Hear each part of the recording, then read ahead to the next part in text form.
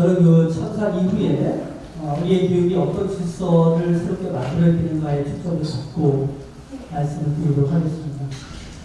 그 5년 전에 그 참사의 충격을 언어로 표현하기는 늘상 언어가 빈곤하지요.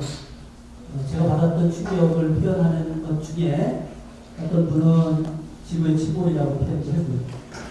어떤 분은 세계의 지침이 바뀌게 됐던 세계의 사건이라고 표현도 하더군요.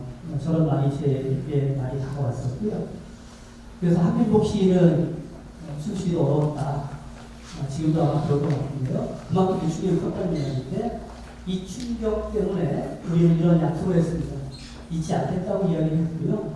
저 말 뒤에는 가만히 있지 않겠다고 하는 말도 동시에 했습니다. 그러면 교육계 영역에서 가만히 있지 않겠다고 하는 이야기는 어떤 의미냐? 적어도 지금과 관련된 지금 우리가 목도하고 있는 교육의 모습을 극복하겠다고 하는 약속이 아니었습니다. 그런데 약속에 대해서 답하기 위해서 기억의 목을 좀 찾아봐야 되겠다는 생각을 하게 됩니다. 한번 질문을 던져보고 이것입니다. 그래서 박구영 교수님도 말씀하셨지요.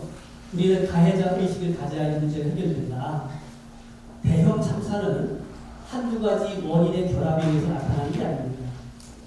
복잡한 여러 가지 원인이 결합됐을 때 나타나는 복잡계시. 자, 세월호 참사가 복잡계라고 한다고 하면 그 속에는 교육이 자리에 놓습니다. 그래서 저는 이렇게 보고 싶어요. 교육계를 살리는 게 부분적 원인이다. 부분적 원인이기 때문에 교육계에 몸담고 있는 우리에게는 공유된 책임이 있다. 책임의식을 갖게 된다고 하면 뭔가 실천이 되지 않을까라는 생각을 좀 갖게 되고요. 실제로 우리 교육의 단면을 따져보게 되면 허용과 맹목, 원주체의 교육이 굉장히 심화되어 있습니다. 왜 경쟁에 이르는지 모르는 경우도 많고요. 학생들도 주체로 서기보다는 객체로 전환 능력도 굉장히 많지요. 그래서 우리가 우리 구조의 문제뿐만 아니라 학생들이 현재 어떠한 삶을 살고 있는지를 연밀하게 숨김없이 볼 필요가 있겠다. 제가 쪽에서 한번 보게 되면 앞서서 우리 두 교수님 말씀하셨는데 신자유주의가 확산됨에 따라서 승자 지배 이념이 강화된 것은 분명한 사실입니다. 이것이 교육 영역에 오게 되면 대학 서열 체제와 입시 제도를 관통하게 됩니다. 이 두 개가 이제 조응하게 되게 되면 학교의 독특한 특성을 만드는 겁니다. 특성이 어떤 거냐? 변별을 압력하는 겁니다. 학교는 변별 압력의 기제가 작동이 되죠. 그 안에서 등수를 많이 내야 됩니다. 모든 학생한테 어떤 위치에 있는지를 확인시켜주는 그러한 역할이 학교에 주어지는 겁니다.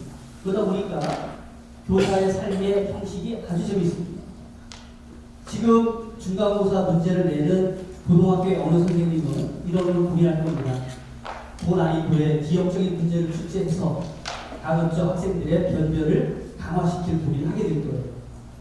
이 극단적인 예가 지난번에 우리 논란이 됐던 수능 국어 31번의 예가 될 것 같습니다. 그렇게 해야만 등수가 나오니까요. 그런데 저런 방식의 교사의 생태가 만들어진다고 하면 학생들은 어떻게 되느냐? 아주 특이한 방식의 학습 형식이 구체화됩니다. 그것이 뭐냐? 전방이 저인 방식 학습입니다. 구석진데 있는 것이 문제가 나온다고 하면 맞춰야 되니까 여러 가지 문제를 많이 풀게 되죠. 학원을 많이 다니게 됩니다. 그래야만 이 변별에서 이길 수 있기 때문에 이렇게 됩니다. 한두 학생이 저인 방식 학습을 하게 되게 되면 대개 학생이 따라하는 것, 이게 지금 정체성의 동질화 형태가 되는 겁니다. 대개 아이들이 비슷한 동일한 삶을 살고 있죠. 자, 이것이 대개 학생인데 경우에 따라 이런 경우가 있어요. 이런 틀에 어긋나기가 있지 않느냐. 대학을 선택하지 않은 친구도 있습니다. 그런 친구들은 제가 볼 때는 매우 주변화된 겁니다. 정신적으로도 그 친구들에 대해서는 관심이 그렇게 크지 않지요. 이게 현재 이제 학생들의 삶의 생태계라고 할 수 있는데 문제는 지금 이게 뭐냐. 최근에 변별을 강조하고 있는 교육 긍정성의 감정이 확산되고 우리 사회의 자원대응 시스템이 현대와 같이 굴러가다 보니까 저런 체제가 아주 강고하게 자리 잡는 겁니다. 자, 그래서 실제로 우리 교육 주체의 삶을 보게 되면 이렇게 되죠. 학생은 학교형 인간입니다. 대개의 외부에서 오는 자극을 차단하면서 그 내에서 굉장히 외소한 삶을 살게 되죠. 부모님은 부모 도덕이라고 해서 적어도 부모 정도는 이런 희생을 감수해야 돼라는 생각을 갖습니다. 그리고 자녀 교육 지원 활동을 열심히 하죠. 연세대학교 나인윤경 교수가 표현한 건데 이렇게 표현합니다. 가족은 애정의 공동체가 아니라 대인 프로젝트 공동체가 되어버렸다. 심한 이야기이긴 한데 그 안에 일반의 진실성이 담겨 있지요. 그리고 교사들도 그렇습니다. 소중하려는 이런 일상의 입시화가 되는 조건 속에서 각자의 삶이 다 왜곡돼 가고 왜곡의 정도가 점점 심해지고 있는 게 아닌가. 이게 제가 보는 관점입니다. 그러니까 세월호 이후에 이런 관점을 우리 교육을 바라보게 되면 학생들이 참 많이 늘어나고 볼 수가 있을 것 같습니다. 이 기억에는 두 가지가 있을 것 같아요. 과거의 기억을 현재에 재현하는 방식의 기억이 하나 있고요. 또 다른 하나는 우리가 좀 더 나은 사회를 만들려고 하는 행동화되는 기억이 있을 것 같습니다. 두 가지를 한번 살펴보면 우리는 5년 전에 그 아픔을 현재화하는 그러한 기억들은 굉장히 충실히 해왔다고 봅니다. 물론 부정적인 여러 면이 있긴 합니다만 자학재단도 만들고 그다음에 현재 추진하고 있는 민주시민 교육원도 만들기도 하고요.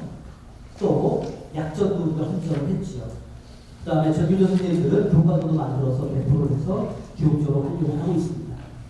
특히 4월이 되면 각 시도교육청에서 여러 가지 방식으로 행사를 진행합니다.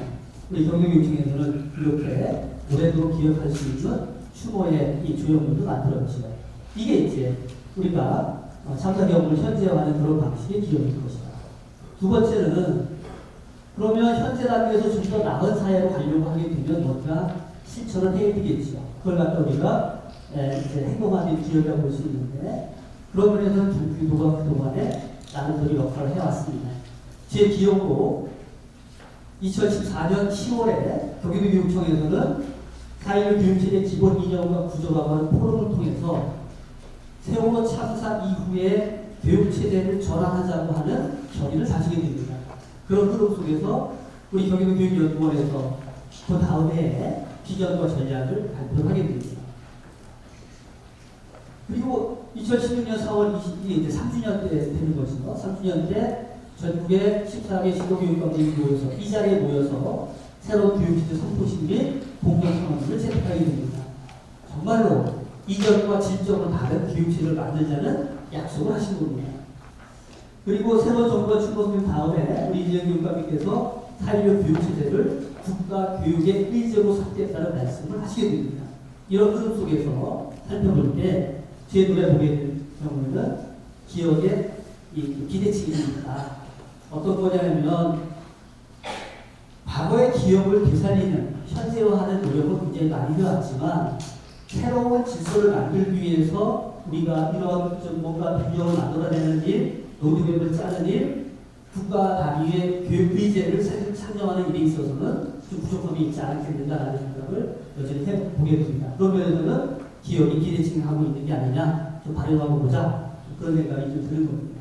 그래서 오늘 교육 체제를 좀 새롭게 하기 위해서 우리가 정말 핵심으로 삼아야 될 몇 가지의 정책 과제를 살펴보자는 얘기인데요. 첫 번째는 교육의 이념을 세우자는 겁니다. 논리적으로 볼 때 이념이 합의가 되고 이념을 제대로 실현하기 위해서 제도를 만드는 겁니다. 그 교육 제도가 있다고 하면 그 이전에 이념이 제대로 올바르게 서야 됩니다. 메리토크라시라고 하는 이념이 우리를 지배하고 있다면 다른 말을 만들자. 그리고 그 말을 실제로 우리 삶의 원리로 삼자.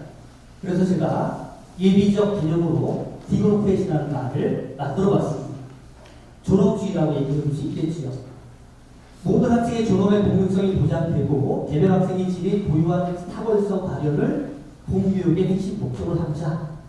만약에 이런 존엄주의라고 하는 이념이 정말로 많은 사람에게 설득이 된다고 하게 되면 고등학교 단계의 특목고나 자사고의 문제가 해결될 가능성이 높습니다. 왜냐하면 존엄하게 모든 학생이 성장할 수 있는 조건을 국가가 만들어야 되기 때문입니다. 그래서 이런 사회적으로 새로운 이념, 교육의 이념에 대한 토론, 그리고 사회적 합의를 이끌어내는 게 굉장히 중요하겠다. 두 번째는 매번 정권마다 대학이 손 안 댈 정권이 없습니다. 그 다음에 대학입시 제도는 23번 이상 바뀌었습니다. 그러나 바뀔 때마다 문제가 더 꼬이게 됐지요. 그러면 왜 이렇게 혁신안을 만들었는데도 불구하고 대학입시가 제대로 자리 잡지 못하느냐? 상위에 뭔가 입시제도를 무화시키는 요소가 있다. 그게 바로 뭐냐? 대학 서열체제입니다. 이 두 가지의 정책이 함께 패키지로 가지 않게 되면 그 어떤 정책도 효과를 내기 어렵다고 하는 것이 지금껏 역사의 증명입니다. 그런 점에서 우리는 이 두 가지의 패키지화의 정책 논의를 정말로 충실하게 나갈 필요가 있겠다. 최근에 이범이라고 하는 분이 이런 얘기합니다. 대규모 재정지원을 통해서 서울수도권대학 공동입학 네트워크를 만들자. 저 말에 대해서 일부 사람들은 흥하고 이렇게 치워버리는 경우도 있는데요. 진지하게 논의되고 또 다른 한편에서는 새로운 안을 만들어내는 노력들이 우리한테 필요하겠다는 생각이 듭니다. 두 번째는 세 번째가 되네요. 학교 운영 체제 공용화입니다. 여기 지금 선생님으로 계시는 분들 계실 겁니다. 학교에 계시는 분들은 압니다. 지금 현재는 학교가 아무리 자율권을 준다고 하더라도 관영체제라는 것, 관에 의해서 운영된다고 하는 것, 이것을 공용화하자, 공용체제로 가자. 그러려고 하게 되면 학교 주체의 자치조직이 법제화되는 게 굉장히 중요하겠다. 법제화된다는 이야기는 어떤 거냐? 주체들의 집단적 참여가 법적으로 보장되는 겁니다. 그럴 때에 공용체제로 전환할 수 있겠다. 이런 것이 실제로 학생들의 삶을 좀 더 존엄하게 만들 수 있는 조건이라는 생각을 하게 되고요. 다 많은 분들이 고민하시죠? 국가의 교육과정이라고 하는 게 지나치게 촘촘하게 만들어져 있다. 가이드라인 형태로 줘야만 교사가 기획자 및 시행자의 지위를 가질 거 아니냐. 그런 점에서 국가 교육과정의 성격 자체를 바꾸는 노력, 동시에 교과서 자유화제가 굉장히 중요하지요.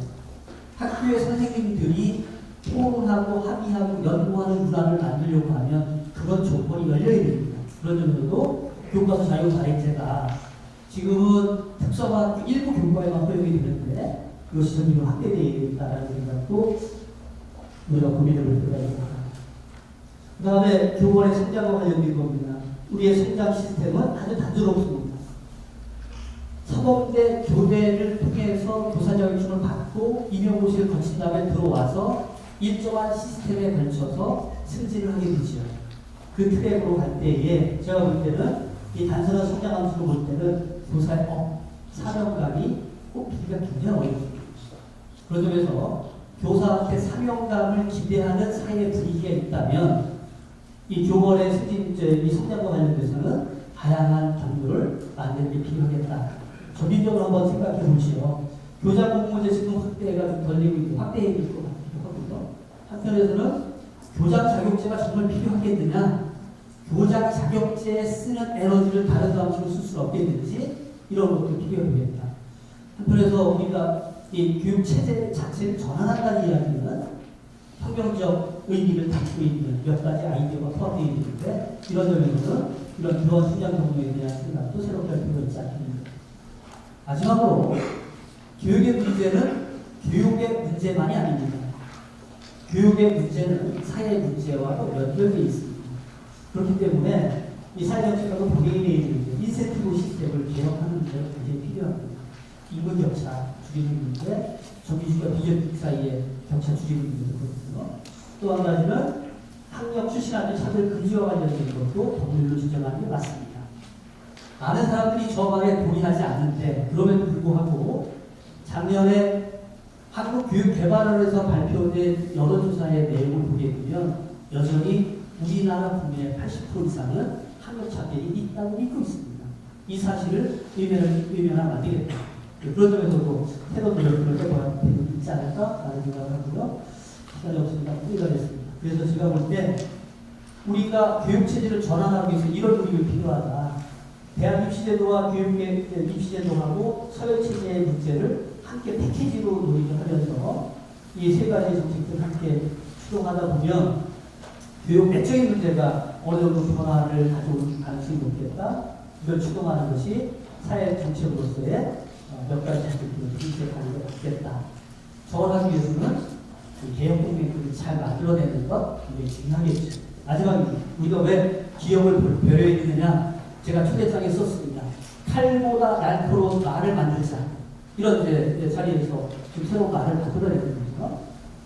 이 말은 세월호 사태 당시에 그 안산의 어느 골목에 붙어 있던 이 플래카드의 얘기, 함께 죽였고 함께 구하지 않았으므로 우리는 나락할 수는 없다는 겁니다. 그래서 우리는 기억을 해야 됩니다. 우리가 가해자입니다. 그런 점을 놓고 볼 때에 이런 질문을 오늘 마지막으로 던지면서 제 말을 마치겠습니다. 우리가 참사 당시 약속했던 멘트의 원칙은 정말 유효한가? 동시에 왜 우리가 4.16에 대한 기억 투쟁을 해야 되는가? 이 기억 투쟁을 하는 것이 시민으로서의 책무이기도 하겠지만 이 시대를 살고 있는 인간 존재가 존재의 의미를 자각하는 방법이겠다. 저는 그렇게 믿고 있습니다. 오늘 그런 의미를 여기 계신 분들하고 함께 나누고 싶습니다. 마치겠습니다. 고맙습니다.